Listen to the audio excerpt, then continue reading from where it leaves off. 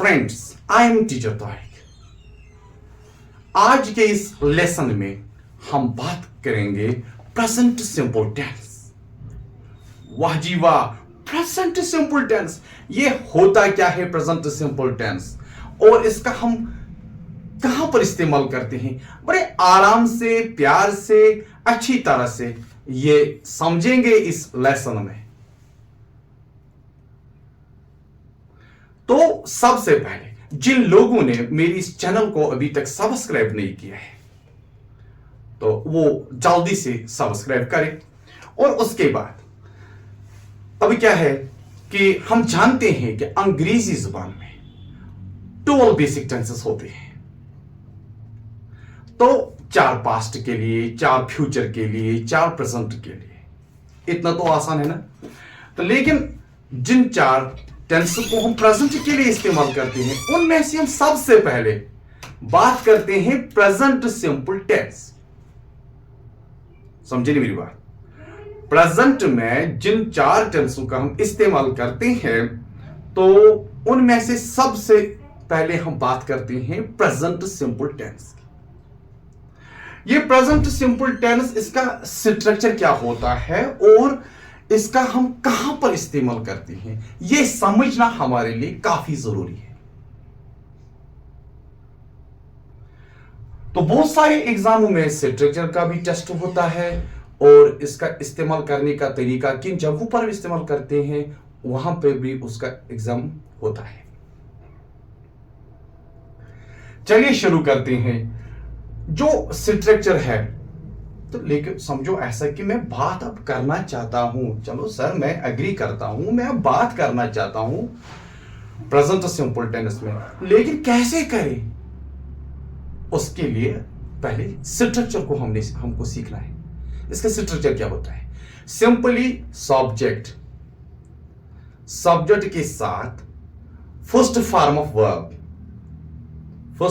Verb, यानी जिस तरह आपने पढ़ा होगा ऐसा कि eat, ate, eaten, break, broke, broken. तो ये जो ईट है या ब्रेक है, इसी को हम फर्स्ट फॉर्म ऑफ वर्ब कहते हैं। उसी का हम इस्तेमाल यहां पर करते हैं इस प्रेजेंट सिंपल टेंस में। फर्स्ट फॉर्म ऑफ वर्ब एक ही बार नहीं, हमेशा करते हैं प्रेजेंट सिंपल टेंस के साथ। लेकिन अब तो ये है कि subject plus first form of verb plus object, तो ये हमारा स्ट्रक्चर रहता है। लेकिन ये स्ट्रक्चर खाली अफर्मेटिव सेंटेंस के लिए है, अफर्मेटिव सेंटेंस के लिए है।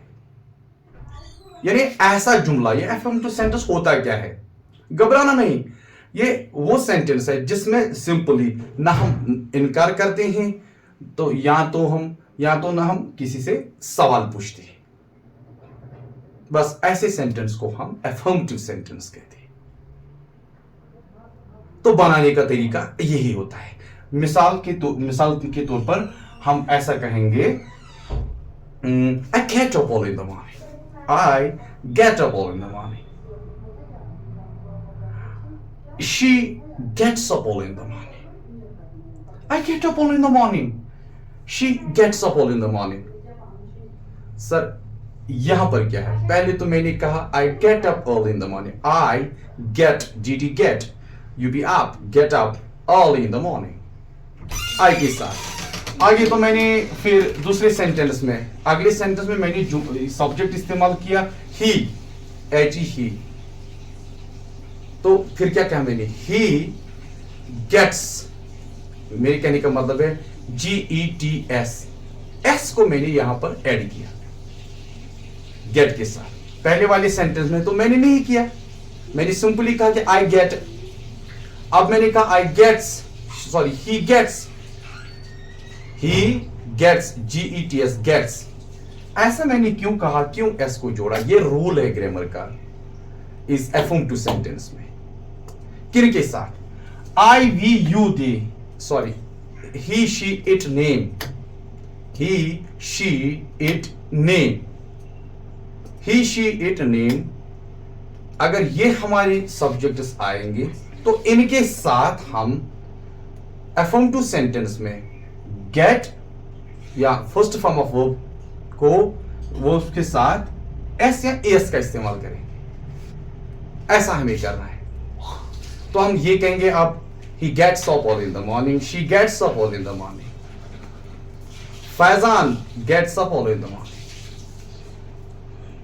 ओके डियर्स, तो लेकिन आई वी यू दे, जब हमारे सब्जेक्ट्स होंगे आई वी यू दे, तो उनके साथ हम एस या एस का इस्तेमाल नहीं करेंगे। लेकिन ये जो अभी तक हम स्ट्रक्चर की बात कर रहे थे, ये खाली पॉजिटिव सेंटेंस के लिए, एफर्मेटिव सेंटेंस के लिए, प्लेन सेंटेंस के लिए। अब हम उसका स्ट्रक्चर हम देखेंगे इस प्रेजेंट सिंपल टेंस में, जिसमें हम इनकार करते हैं। ऐसा भी तो है कि हम हर वक्त पॉजिटिव सेंटेंस ही नहीं बोलते हैं, ऐसी जुमले नहीं बोलते जिनमें सवाल नहीं होता है, जिनमें इनकार नहीं होता। नहीं, ऐसा तो नहीं होता है। नो नो, ऐसे भी हम जुमले बोलते हैं जिसमें इनकार होता है या सवाल हम पूछते हैं। तो हमें ये इसका स्ट्रक्चर भी मालूम होना चाहिए। तो उसके लिए हम क्या करेंगे, अब हम नेगेटिव के लिए जाएंगे। हम do not, does not, do not, does not को इस्तेमाल करते हैं प्रेजेंट सिंपल टेंस में। किसके लिए? नेगेटिव सेंटेंस बनाने के लिए। सिंपली ये डू नॉट, डज नॉट इसका इस्तेमाल करना, ये भी हमारी चॉइस नहीं है, ये भी हमें सब्जेक्ट को देखकर इस्तेमाल करना पड़ता है। आई वी यू देगा, आई वी यू दे होगा सब्जेक्ट हमारा, तो उनके साथ हम किसका इस्तेमाल करते हैं? डू नॉट का इस्तेमाल करते हैं। अगर ही शी इट नेम होगा तो उसके साथ हम डज नॉट का इस्तेमाल करते हैं। समझे मेरी बात? डू नॉट का इस्तेमाल करते हैं और डज नॉट का इस्तेमाल करते हैं, लेकिन अपनी चॉइस नहीं है।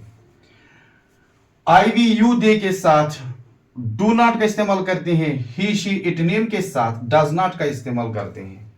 तो अब मैं यूं कहूं, यानी सब्जेक्ट प्लस डू नॉट या does not plus first form of verb plus object, ये स्ट्रक्चर रहता है प्रेजेंट सिंपल टेंस में नेगेटिव सेंटेंस बनाने के। सिंपल।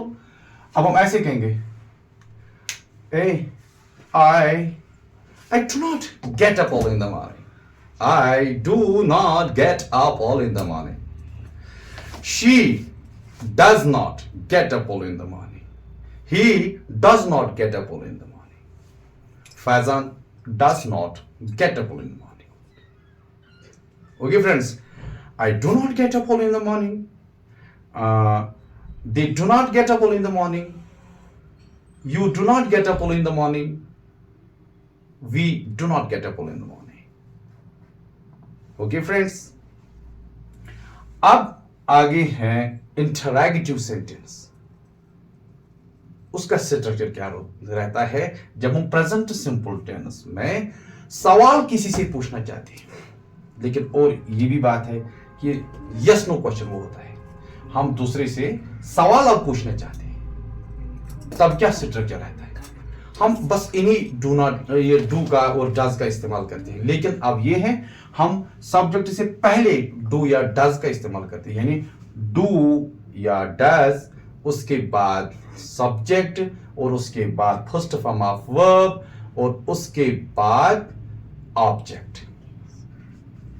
लेकिन खाली आपको ये बात याद रखना है कि वो जो एस और एस की हमने बात की, या फर्स्ट फॉर्म वर्ब के बाद में हम एस या एस जोड़ते हैं, वो खाली रहता है ही शी इट नेम के साथ अफर्मेटिव सेंटेंस में, बस और किसी जगह नहीं।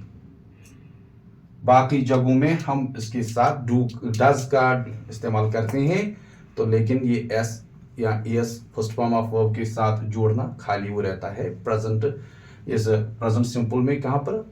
अफर्मेटिव सेंटेंस में, वो भी आई ही शी इट नेम के साथ। समझे नहीं मेरी बात? अब उसके बाद क्या है? डू या does plus first form of do या does plus subject plus first form of verb plus object. ये हमारा स्ट्रक्चर रहता है इंटरैक्टिव सेंटेंस बनाने के लिए। तो ऐसे हम कहेंगे, do you get up early in the morning? Does she get up early in the morning? Do you drink milk at breakfast? Does she drink milk at breakfast? Simple. Do you get up early in the morning? Does she get up early in the morning? This is the difference. He, she, it name के साथ does Faizan get up early in the morning. ऐसे ये structure है. तो अब उसके बाद ऐसा भी होता है कि इंटरैक्टिव सेंटेंस हम बनाते हैं, इंटरैक्टिव नेगेटिव सेंटेंस बनाते हैं, यानी जिसमें सवाल भी होता है और इनकार भी होता है. सोचो पहले, क्या हम इस तरह के जुमले बोलते हैं? बिल्कुल बोलते हैं, हर जुबान में. ऐसे तो हम नहीं बोलते हैं. क्या मैंने खाना नहीं खाया? क्या आप खाना नहीं खाते हो?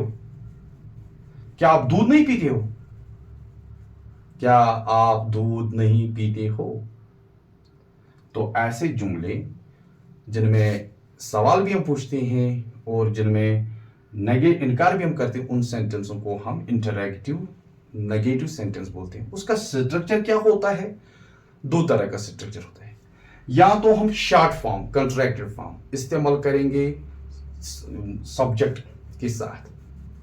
उसके मतलब पहले हम कहेंगे डोंट, या तो हम कहेंगे डजंट. डोंट या डजंट का हम इस्तेमाल करके उसके बाद सब्जेक्ट का इस्तेमाल करेंगे और उसके बाद हम फर्स्ट फॉर्म ऑफ वर्ब का इस्तेमाल करेंगे और फिर ऑब्जेक्ट. तो इस तरह कहेंगे, hey, don't I get up early in the morning? Doesn't she get up early in the morning? Don't I drink milk at breakfast? Doesn't she drink milk at breakfast? इस तरह के ये भी राइट स्ट्रक्चर है. लेकिन या तो हम इस तरह के डू या डज का इस्तेमाल करके फिर उसके बाद सब्जेक्ट को जोड़ेंगे, तो उसके बाद नॉट का इस्तेमाल करेंगे, फिर उसके बाद फर्स्ट फॉर्म ऑफ वर्ब, फिर ऑब्जेक्ट. तो ऐसे कहेंगे do I not get up in the morning? Does she not get up in the morning? Do I drink milk eight breakfast? Do I not drink milk eight breakfast? Does she not drink milk eight breakfast? इस तरह का. तो ये हमारा structure रहता है present simple tense में. अब एक काम करो कि आप भी इसका प्रैक्टिस करो, तो इंशाल्लाह नेक्स्ट वीडियो में हम इसका इस्तेमाल किन जगहों पर करते हैं वो इंशाल्लाह देखेंगे. तब तक के लिए खुदा हाफिज.